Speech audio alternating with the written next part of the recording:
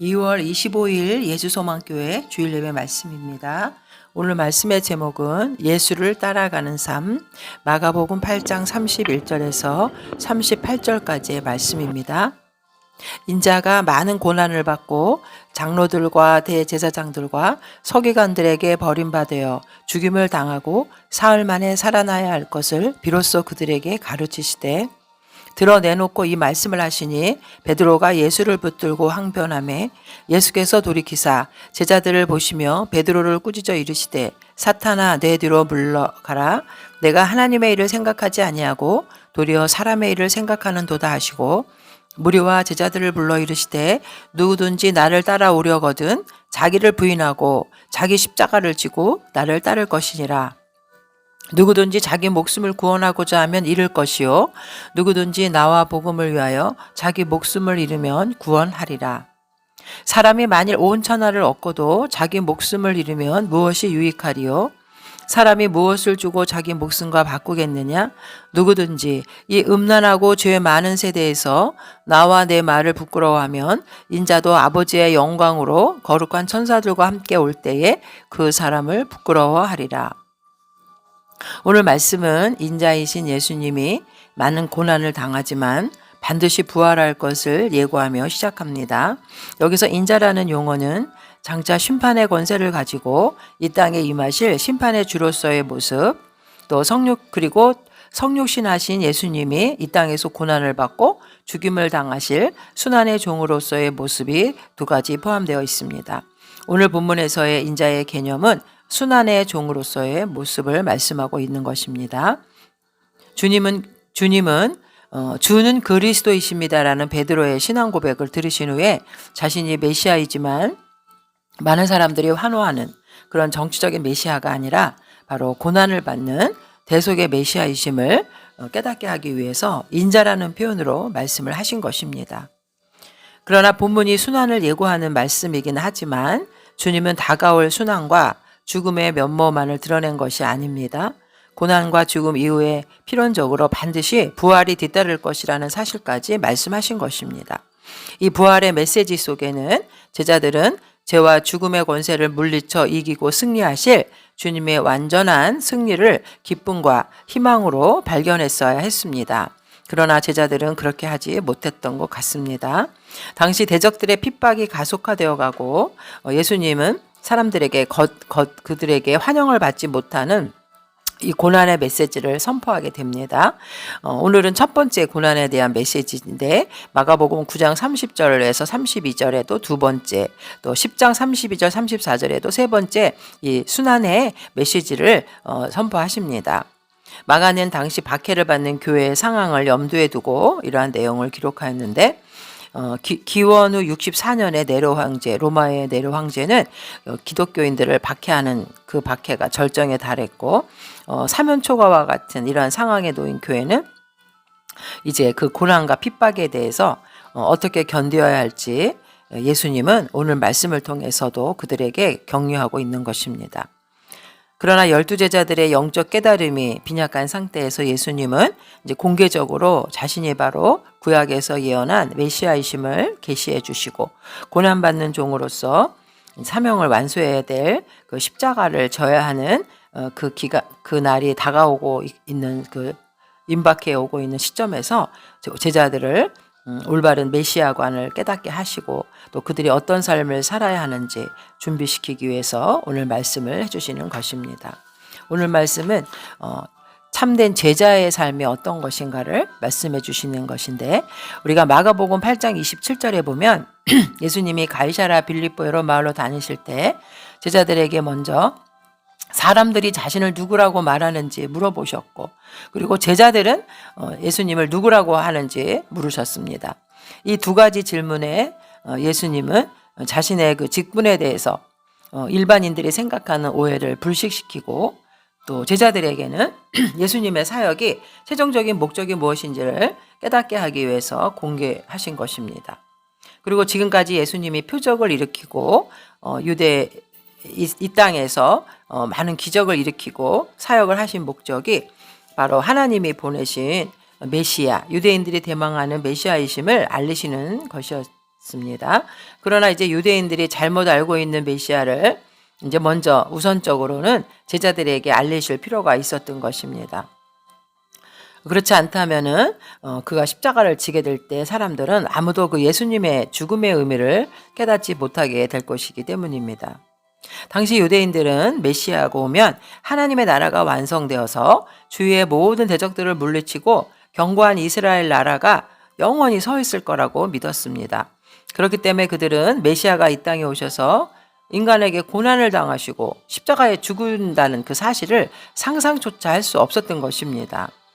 이러한 사실은 요한복음 6장의 48절에도 보면 예수님이 하늘에서 내려온 생명의 떡이고 누구든지 그의 살을 먹는 자만이 구원을 얻게 될 것이다 라고 가르치실 때 요한복음 6장 66절에 많은 사람이 예수님을 떠난 사건에서 분명히 나타나고 있습니다.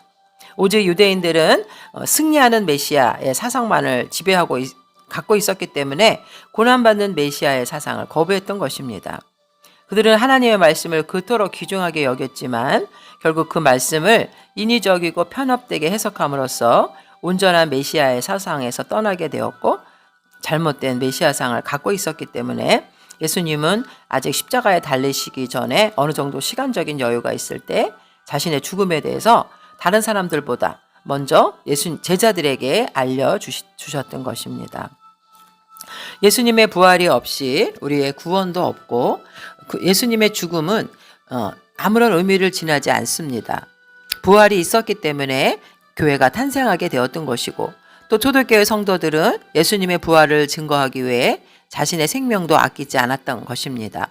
왜냐하면 예수를 믿는 자만이 예수님이 주시는 그 부활 생명을 받을 수 있었고 그 생명을 소유한 자만이 반드시 하나님의 자녀가 될 수 있었기 때문입니다.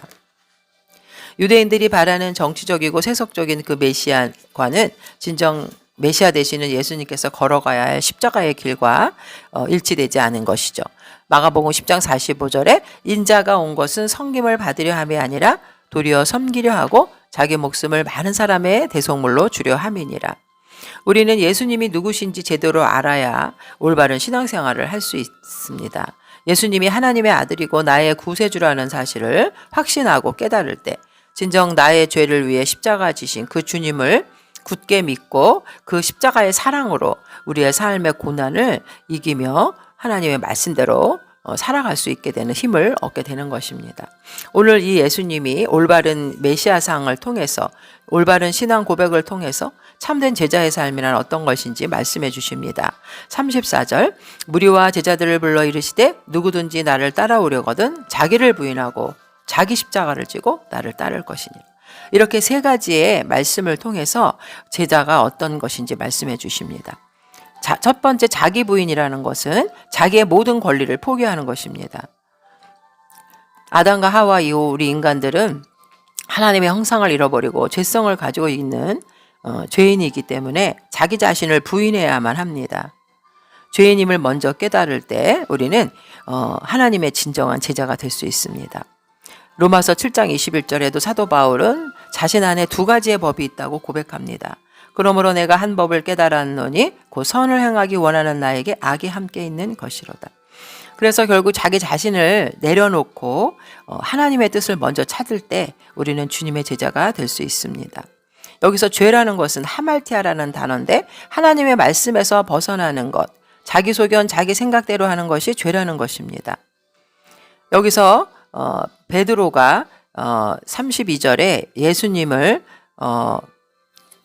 주는 그리스도시여 하나님의 아들이라고 27절에 보면은 그 27, 28, 29, 30절에 베드로의 신앙 고백이 나오는데 그렇게 신앙 고백을 해놓고서도 사도 베드로는 예수님이 이제 고난을 선포하시자 베드로는 그것을 말리는 내용이 나옵니다. 32절에 드러내놓고 이 말씀을 하시니 베드로가 예수를 붙들고 항변하매 결국 이 베드로가 예수님의 십자가 사역을 만료한 것이 바로 이것이 실패한 제자도의 모습을 볼 수 있는데 이것이 바로 인간의 생각이고 하나님이 원하는 생각이 아니라는 것입니다. 베드로는 여기서 항변했다고 했는데 결국 이 말은 그 마태복음 16장의 22절에 베드로가 예수를 붙들고 항변하여 이르되 주여 그리 마옵소서 이 일이 결코 주께 미치지 아니하리다. 본문에는 간략하게 나왔지만 원보 히브리어를 보면 항변하고 꾸짖다, 책망하다, 거칠게 대들다 이런 의미가 있습니다. 예수님의 십자가의 사역을 막는 것, 이것이 바로 사단의 일이라고 예수님은 말씀하십니다. 예수님 자체를 부인했던 것은 아니라 예수님이 죽으셔야 한다는 말에 베드로는 반대한 것입니다. 베드로에게 있어서 메시아는 죽을 수도 없고 죽어서도 안 되는 존재였던 것이죠. 메시아에 대한 확고한 믿음을 보여주는 것 같이 신앙 고백을 했지만 사실 베드로는 하나님의 섭리, 즉 메시아이신 예수님은 반드시 십자가에서 죽고 반드시 다시 살아나야 한다는 것을 이해할 수 없었던 것입니다. 예수님은 자신을 만류하는 베드로에게 내 뒤로 물러가라, 나를 뒤따르라가 아니라 내 눈에서 사라져라 라는 말씀으로 베드로를 책망하십니다. 베드로의 만류와 책망은 예수로 하여금 결국 정치적인 메시아가 되라는 것이었고, 베드로의 행동은 바로 사탄의 시험에 빠져서 사단의 뜻대로 행한 행동이었던 것이죠.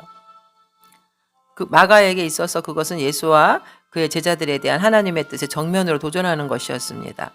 예수를 향한 하나님의 뜻은 그가 사람들에게 버림받고 죽임을 당하고 인간을 죄에서 해방하는 일인데 이것을 못하게 말리는 것이 바로 사탄의 소행이었던 것입니다.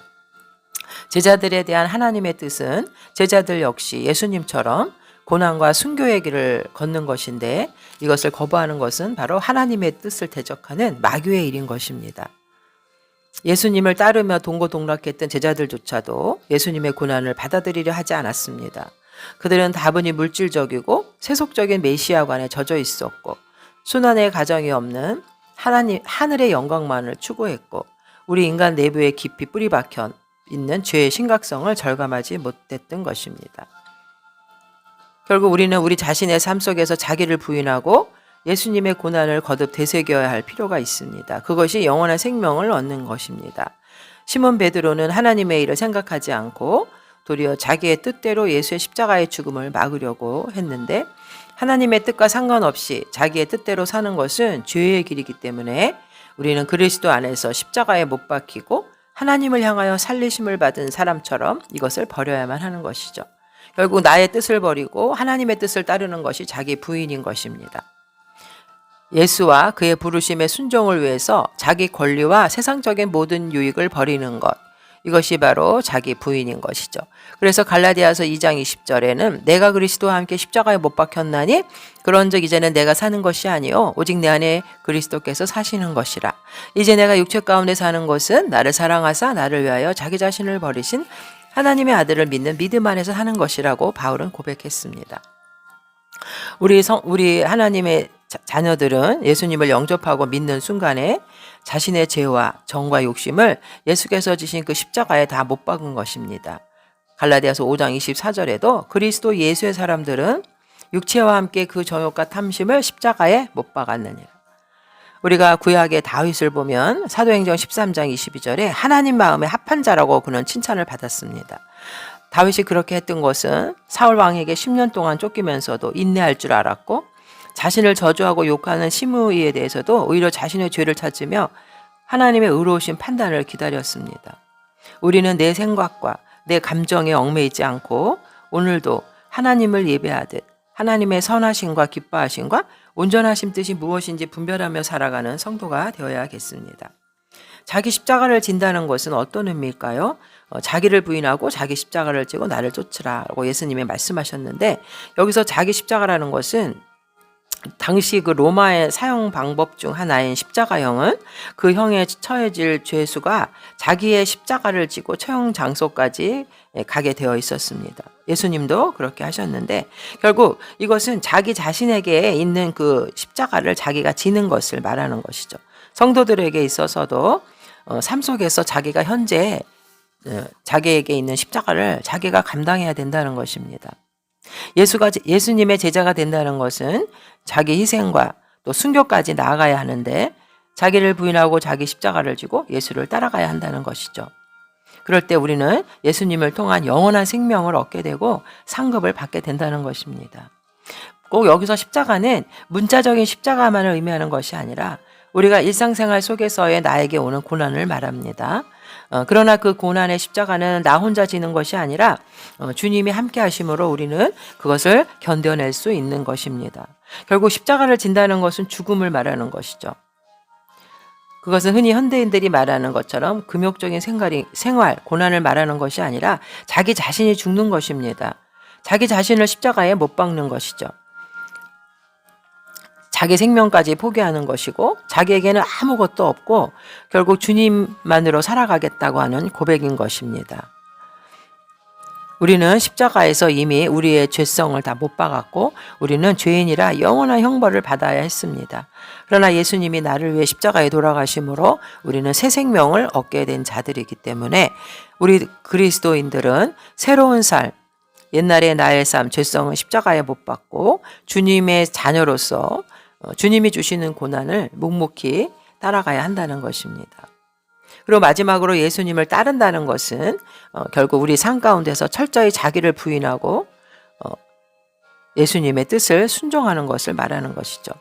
빌립보서 2장 6절과 7절에도 보면 그는 근본 하나님의 본체시나 하나님과 동등됨을 취할 것으로 여기지 아니하시고 오히려 자기를 비워 종의 형체를 가지사 사람들과 같이 되셨고 사람의 모양으로 나타나사 자기를 낮추시고 죽기까지 복종하셨으니 곧 십자가에 죽으심이라. 그래서 10절에도 보면 하늘에 있는 자들과 땅에 있는 자들과 땅 아래에 있는 자들로 모든 무릎을 예수의 이름에 꿇게 하시고 모든 입으로 예수 그리스도를 주라 시인하여 하나님 아버지께 영광을 돌리게 하셨느니라.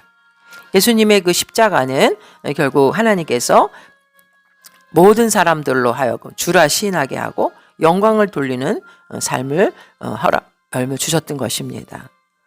우리의 삶의 모델이신 예수 그리스도를 우리는 제자로서 따라가야 합니다. 히브리서 12장 2절도 믿음의 주여 또 온전케 하시는 예수를 바라보자. 그는 그 앞에 있는 기쁨을 위하여 십자가를 참으사 부끄러움을 개의치 아니하시더니 하나님 보좌 우편에 앉으셨느니라.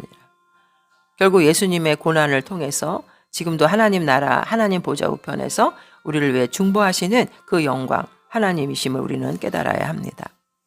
예수님은 제자들이 걸어가야만 하는 십자가의 길을 몸소 걸으셨고 제자들이 걸을 수밖에 없는 십자가의 길을 미리 아셨기 때문에 예수님은 제자들이 걸어야 할 십자가의 길의 완벽한 모델이셨습니다. 따라서 인도자 되시는 예수님의 생애를 본받아 우리는 그분의 말씀과 명령에 순종할 때 십자가의 길을 온전히 걸어갈 수 있는 것입니다. 히브리서 4장 15절에도 우리에게 있는 대제사장은 우리의 연약함을 동정하지 못하실 리가 아니요 모든 일에 우리와 똑같이 시험을 받으신 이로되 죄는 없으시니라. 우리가 예수님을 따라가는 것은 결국 그 종착지가 영원한 생명을 얻는 구원의 길이기 때문입니다. 35절에 누구든지 자기 목숨을 구원하고자 하면 잃을 것이요 누구든지 나와 복음을 위하여 자기 목숨을 잃으면 구원하리라. 이 세상 사람들의 가치관으로 볼 때 우리의 생명, 목숨보다 더 소중한 것은 없습니다. 그러나 예수님은 우리에게 세상의 이러한 가치관을 정면으로 거부하시고 나와 복음에 더 우선적 가치를 두기 원하셨습니다. 이러한 역설적인 진리는 역사 가운데 우리가 찾아볼 수 있는데 전승에 따르면 가룟 유다를 제외한 예수님의 11제자는 요한만 장수를 누렸고 나머지 제자들은 모두 순교하였던 것입니다. 실로 나와 복음을 위하여 목숨을 잃은 빛나는 순교자로서의 삶을 그들은 살았던 것입니다. 그들은 나와 복음을 위하여 제 목숨을 잃으면 구원을 얻으리라란 예수님의 말씀을 가슴 깊이 품었기 때문에 순교를 두려워하지 않았습니다. 그러나 여기서 말하는 진정한 의미의 생명은 이 세상 사람들이 가장 높은 가치를 두는 이따가 어느 날 사라질 육적인 생명이 아니라 영원히 존재할 영적 생명을 말하는 것입니다. 우리가 이 땅의 생명보다 영원한 하나님 나라의 영원한 생명이 더 소중하고 그것을 우리가 얻기 위해서 이 땅의 생명보다 더 귀한 영생이 있다는 것을 깨달아야 하는 것입니다. 세상적인 욕망에 집착해서 복음의 요구에 합당한 삶을 살지 않으면 그 삶이 무익한 삶이라는 것을 여기서 말해주고 있는 것입니다. 현세의 생명을 위해서 내세의 영원한 생명을 상실하는 것은 온 천하를 얻고도 목숨을 잃은 것만큼이나 어리석은 것이라고 말씀해주고 있습니다. 그리스도를 따르는 참된 제자란 자신에게 대해서는 날마다 죽고 자기 십자가를 지는 사람입니다. 예수님은 누구든지 제자가 될 수 있다고 말씀하십니다. 그러나 아무나 제자가 되는 것은 아닙니다. 제자가 된다는 것은 죽음을 각오하는 것이고 결국 나의 욕망, 나의 자랑, 모든 허탄한 것에서의 죽음을 말하는 것이죠. 그러나 그 죽음이 끝이 아닙니다. 그리스도와 함께 우리는 다시 살 것이기 때문입니다. 우리가 세상 사람들 앞에서 예수님을 부인한다면은 하나님도 우리를 부인한다고 말씀하십니다. 사도 바울은 오직 자신의 모든 세상적인 것을 빌립보 3장 8절에 배설물로 여기고 오직 십자가만을 자랑하는 삶을 살았습니다. 갈라디아서 6장 14절에. 이처럼 성도가 자신의 영광을 위해 일하지 않고 오직 예수의 영광을 위해 살아간다면 그는 십자가를 지는 삶을 살고 또 세상 모든 사람들 앞에서 역동적인 신앙을 나타낼 수 있습니다. 성도의 모든 삶은 예수님을 드러내는 삶, 하나님의 영광을 나타내는 삶을 살아야 하는 것이고 그렇지 않다면 우리는 하나님의 백성으로서의 자격을 상실하는 것이죠. 38절에 주님은 자기를 부인하지 않고 십자가를 지지 않고 세속적인 유익을 위해 자기 목숨을 지키려는 모든 사람들을 일컬어서 음란하고 죄 많은 세대라고 규정하십니다. 여기서 음란하다라고 번역된 모이칼리디는 비유적으로 쓰였는데 즉 하나님과 이스라엘의 관계는 결혼 언약을 맺은 관계인데 이스라엘이 하나님에 대해서 신실함을 유지하지 못하고 우상 숭배에 빠짐으로써 영적 간음죄를 범한 것이라고 성경은 말합니다. 결국 하나님에 대한 신앙인의 불신실한 모든 행위와 태도가 바로 음란하다는 것을 성경은 말하고 있습니다. 하나님을 따른다고 하면서도 죄악된 자아를 포기하지 못하고 세속적인 것만으로 자신을 충만하게 채우려는 모든 자들이 바로 하나님께 대해서 음란한 자들이고 이들이 모여 사는 세상이 바로 음란한 세대라고 하나님을 말씀하십니다. 성도들은 이러한 세상 가운데 살아가면서 어떤 힘들고 어려운 시험이 닥치더라도 주님을 부인함으로써 죄의 세력에 굴복해서는 안 되는 것입니다. 세상 사람들은 자신의 영광을 위해 일하지만 우리는 예수와 하나님의 영광을 위해서 일함으로 역설적인 신앙의 소유자라고 할 수 있습니다. 우리는 영원한 생명을 얻기 위해서 이 땅의 고난을 이기며 자기를 부인하고 십자가를 지고 예수님을 따라가는 참 제자